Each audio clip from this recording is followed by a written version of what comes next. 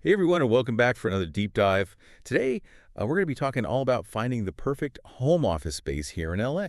Ooh, LA home offices. Exciting. It is, and we've got some awesome insights thanks to movestay.com. Move and stay. Yeah, they've been helping people find workspaces over in Asia for like 25 years. Wow, that's a long time. I know. And clearly, they're bringing all that expertise over here to LA because Yeah.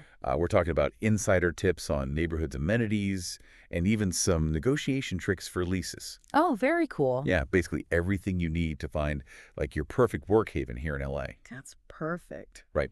So to help us navigate all of this, I've got a true LA real estate expert here with me. Yeah. So what's the thing that people like constantly overlook when they're looking for a home office in a city like LA? It's easy to get caught up in finding that cool space. You know what I mean? Oh yeah, definitely. But honestly, you can't underestimate the power of location. Location, location, locate. Exactly. And in Yeah. LA, it's not just about the address. It's about finding a neighborhood that matches your work style, but also your lifestyle. Ooh, that's interesting. Mm. So like if you're someone who loves to be like right in the middle of everything, you might be drawn to like Koreatown. Yeah, Koreatown. But if you need like peace and quiet, you might be better suited for somewhere like University Park. Exactly. LA neighborhoods, each one has its own distinct vibe, you know? For sure. You don't want to end up in a super trendy spot if what you really need is peace and quiet. Right. Like you said, matching it to your lifestyle. Exactly. And the opposite is true too. You don't want to be in a sleepy suburb if you thrive on that energy of a bustling city. Totally makes sense. Hmm. So the article also mentioned Westwood for those seeking a prestigious address and Silver Lake for like the creatives out there. Oh yeah, those are great spots too. So much variety. So once we've like narrowed down the neighborhood, what should we be looking for in the actual workspace itself? Don't just settle for the basics, you know? Right. Well, Think about the amenities that will really improve your quality of work life. So obviously high-speed internet is a must. oh yeah, of course. But also think about things like dedicated meeting rooms if you're Yeah. going to be hosting clients or shared communal areas for when you just need a change of scenery or want to connect with other professionals. Oh yeah, I've totally been there. Yeah. I once tried working from a place with like spotty internet. Oh, It was awful. Like trying to join video calls was just a nightmare. it's like playing tech roulette. Hmm, Will it connect or will it buffer forever? exactly. Not a good look. Oh. So internet speed check. Ah. What else should we be prioritizing? Well, you want to make it your own right. Make it my own. So think about personalization. Hmm. Ergonomic furniture is essential, especially if you're spending hours at your desk. Yeah, that makes sense. A good chair can make all the difference for your comfort and productivity. It really can. And then you've got the personal touches, a few plants, some artwork, maybe your favorite mug. Yes, Those little things can really make a big difference in how you feel about your workspace. definitely. I love that the article mentioned bringing in some plants to liven things up. Yeah, me too. I'm a big plant person. Me too. It's amazing how a little greenery can really just transform a space. Absolutely. Not only does it boost your mood, but plants can actually improve air quality. That's a good point. And don't forget about good lighting. Lighting. It's crucial, both for focus and for creating a positive atmosphere. Right. Natural light is ideal if you can swing it, so try to put your desk near a window. Yeah, I think we all crave that natural light. Definitely. But if you can't get natural light, there are some really good artificial lights that can mimic natural daylight. Good to know. Yeah. So it's all about creating a space that's like inspiring and motivating, not just functional. Exactly. A Mhm. place where you actually want to be. Right. But while we're busy designing our dream home office, we can't forget about the practical stuff.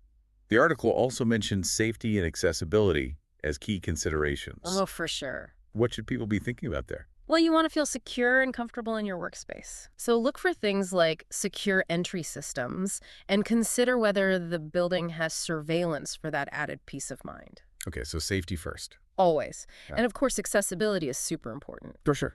You want the space to be welcoming and accessible to everyone, including clients or colleagues who might visit. Right. That's a really good point. Speaking of practical matters, let's talk about the LA rental market itself. What's it looking like these days? The article mentioned something about downtown being a renter's market, which I found interesting. It's true. Downtown LA is actually very favorable for renters right now. Really? Yeah, a lot of landlords are offering flexible lease terms and competitive pricing just to attract tenants. Interesting. Why is that? Well, it's partly because of the rise of remote work, but it's great news for anyone looking for a home office. That makes sense. Yeah. So, for example, we might be able to negotiate a shorter lease term or even get a few months of free rent. Exactly. There are definitely deals to be had. That's great news for those of us looking for a good deal. But how do we figure out pricing? What factors affect how much it costs to rent a home office in LA?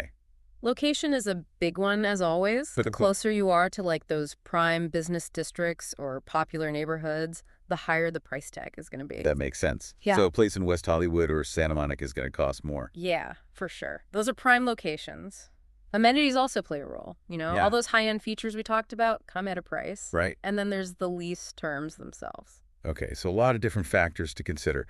The article actually had a good tip about using websites like rentofficetoday.com to compare different office spaces and get a feel for the market. Oh, that's a great resource. Yeah, but beyond just looking at prices, we also need to talk about negotiation.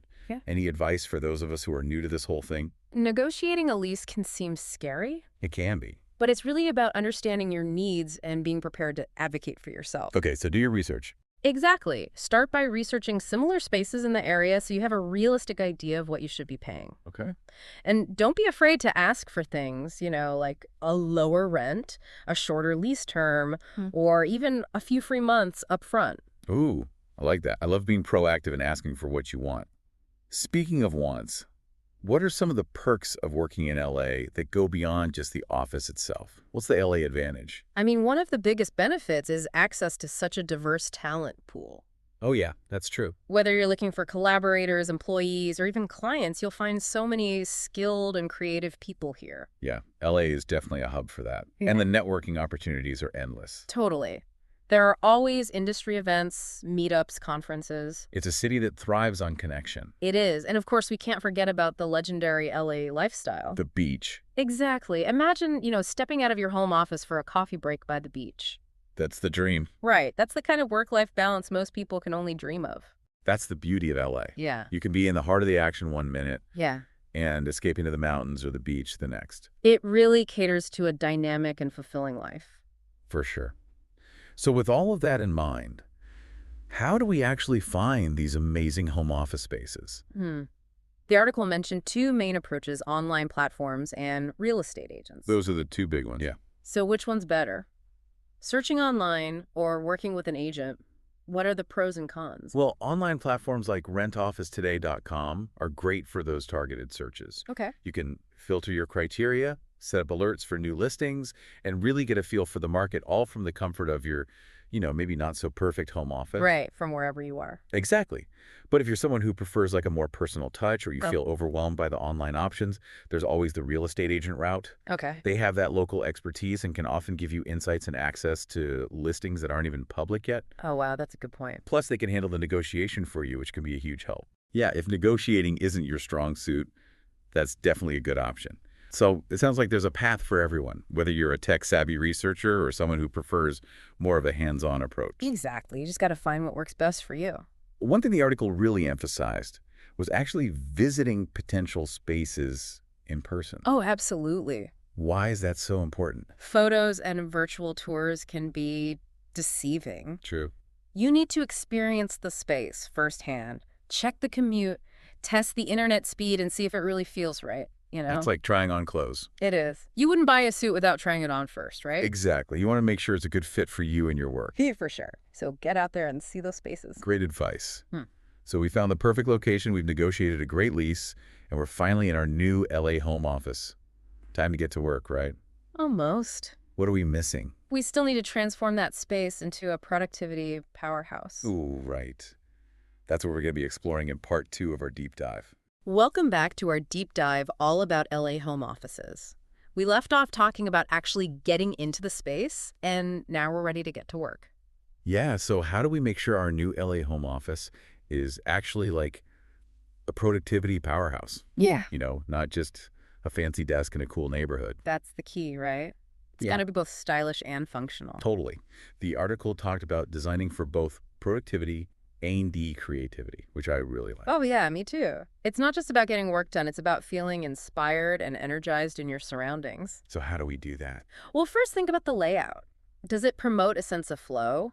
Are there boundaries between work and relaxation? Ooh, boundaries are important when you're working from home. Huge. Yeah. You could have a designated work area with your desk and computer, and then a separate zone for relaxing or brainstorming. I like that I'm a big fan of natural light, so I'd put my desk near a window. Oh, good call. Hmm. Natural light can do wonders for our mood and focus. Right.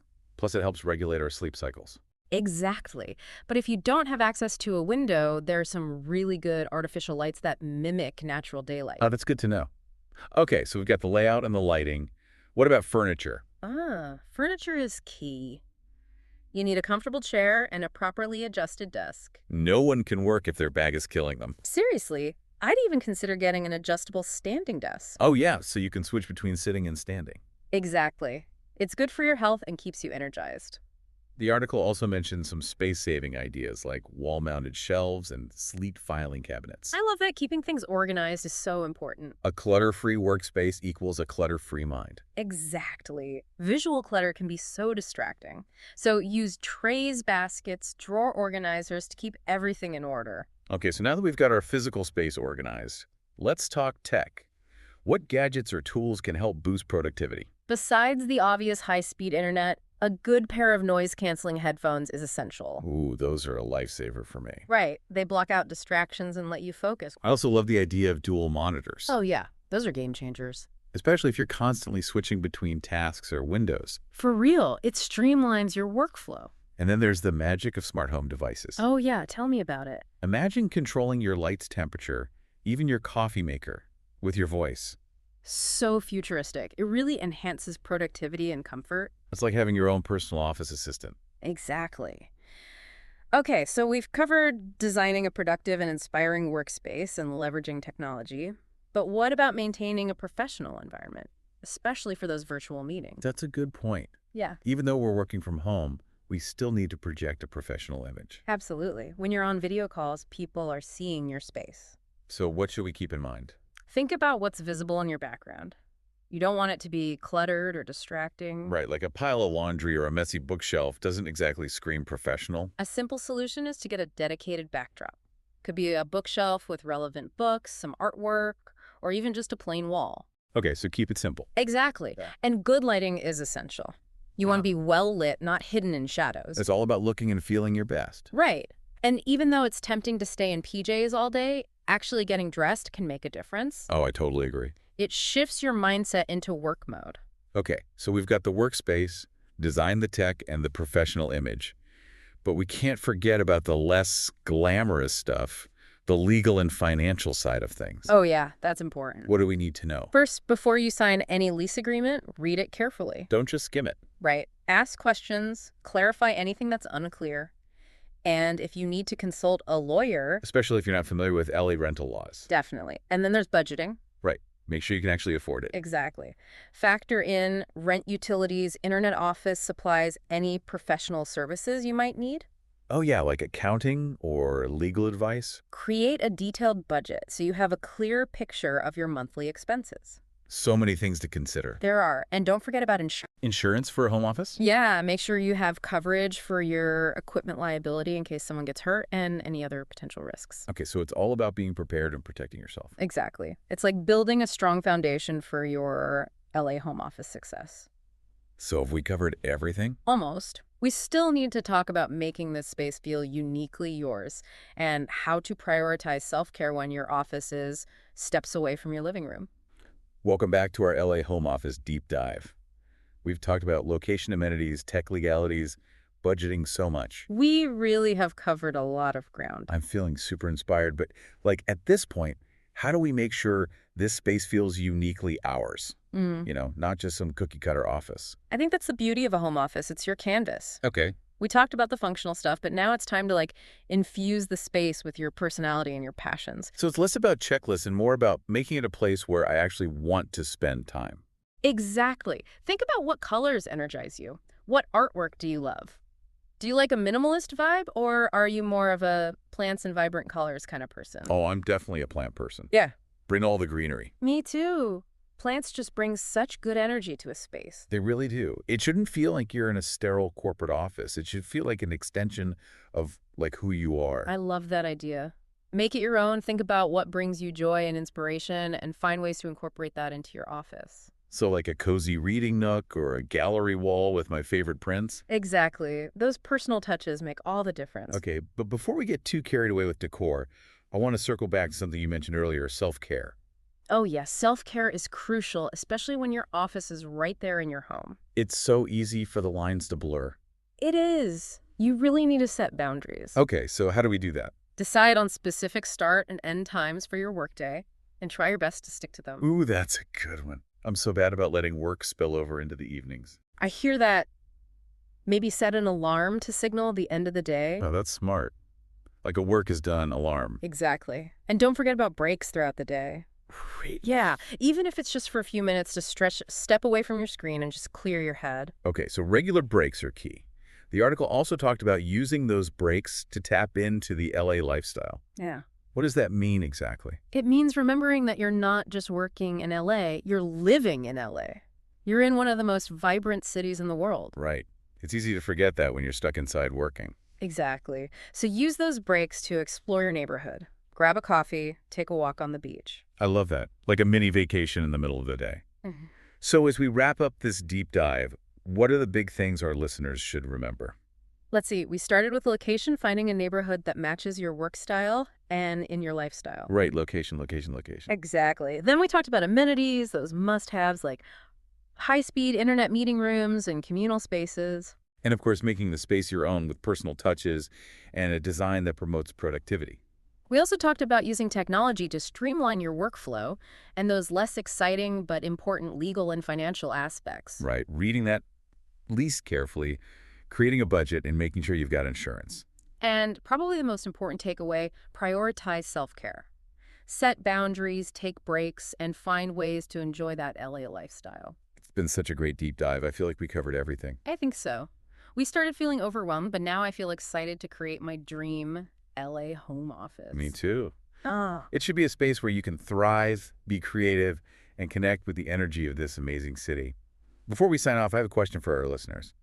Think about what makes LA special to you and how you can bring a little bit of that magic into your workspace. Maybe it's a morning hike in the hills, a lunchtime yoga class, or maybe it's just having a steady supply of those amazing LA tacos on hand for those late-night work sessions. I love that idea. It's the little things that make it feel authentically LA. And to all our listeners, thank you for joining us on this LA Home Office Deep Dive.